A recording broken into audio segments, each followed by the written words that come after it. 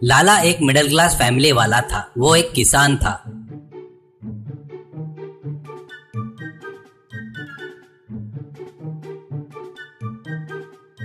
लाला का एक जवान लड़का रहता है। उसे प्यार से गोलू करके नाम रखता है।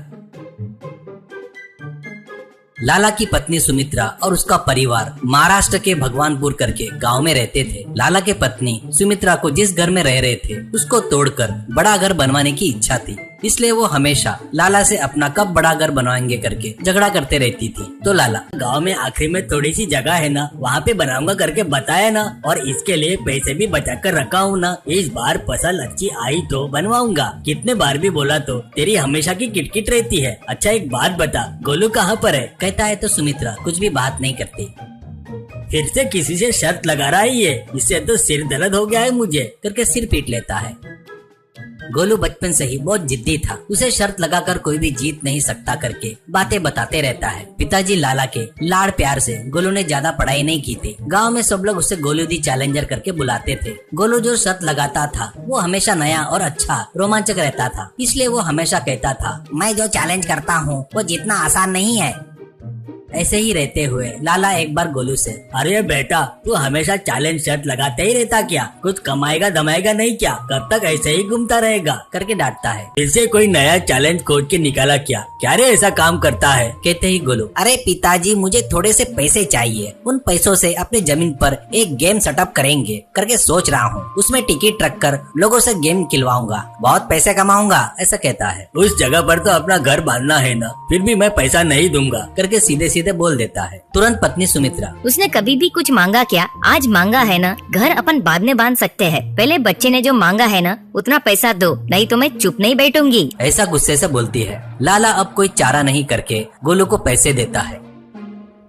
तुरंत गोलू औरत और आदमी के बड़े बड़े खिलौने मंगवाकर उसके जगह पर सेटअप करवाता है। दो पुतले एक रोप को हाथ में घुमाते रहते हैं। पुतले के बीच में एक बड़ा गड्ढा खोदकर उस गड्ढे में पानी भरता है। पुतले के बीच में चलने के लिए एक प्लेटफॉर्म बनाकर बीच में से छोटा सा गैप देता है। सेटअप पूरा होने के बाद एक बड़ा बोर्ड लगाता है। जंपिंग रोप चैलेंज करके उस बोर्ड पर लिखा था और ऐसे बहुत से लोग आएंगे करके सोचता है, पर लोगों को समझ में नहीं आने से ज्यादा लोग वहां जाने की दिलचस्पी नहीं दिखा रहे थे। गोलू निराश होकर, ऐसा रहा तो कुछ ठीक नहीं करके वो एक गाने को रिकॉर्ड करता है। अरे आओ जी आओ, आओ खेलो और खेल खेल के जीतो हंसो, ऐसे ही साधारण चैलेंज है जंपिंग रोप चैलेंज करके वो खुद ही गाकर स्पीकर में प्ले करना शुरू करता है।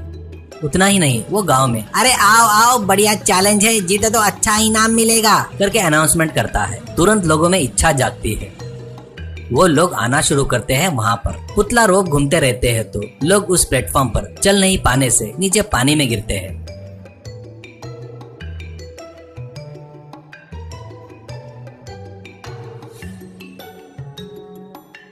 वो देखकर बाकी के लोग हंसते थे। सब बढ़िया ही चल रहा था।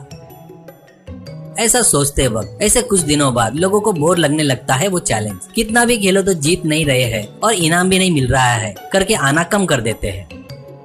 गोलू फिर से सोचकर नीचे पानी को निकालकर गाय के गोबर को भरता है। गोबर में गिरने वालों को तुरंत नहाने के लिए शावर लगाकर शावर लेना है बोले तो चार्ज लगता है। इस बार प्लेटफॉर्म पर से क्या फटा देता है और तुरंत गांव में जाकर नया नया चैलेंज, हेल्थी चैलेंज, आइए खेलिए और इनाम जीतिए करके अनाउंसमेंट करता है। तुरंत लोग आकर गाय के गोबर को देखकर, ये क्या है हेल्थी चैलेंज करके पूछते हैं तो गोलू, गाय का गोबर अपने शरीर के लिए बहुत अच्छा होता है, आओ खेलो, तुमको नहाने के लिए शावर भी लगवाया है करके बताता है। तुरंत लोग खेलना शुरू करते हैं। जंप नहीं कर पाने से गोबर में गिर रहे थे तो सभी लोग हंस रहे थे। नीचे गोबर में गिरे लोग तुरंत शावर की तरफ भागने लगे। चैलेंज थोड़ा आसान रहने से कुछ लोग इनाम जीत रहे थे। खुशी से एंजॉय करना शुरू करते हैं।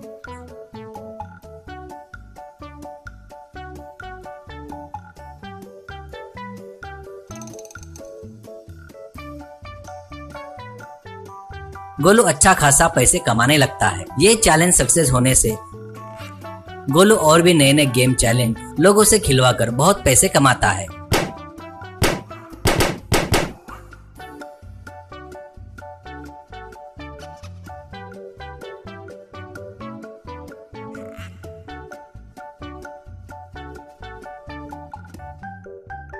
और उन पैसों से दूसरी जगह अच्छी सी जगह खरीदकर माँ के पसंद का बड़ा घर बनवाता है। ये देखकर लाला और सुमित्रा उसके माँ बाप बहुत खुश होते हैं।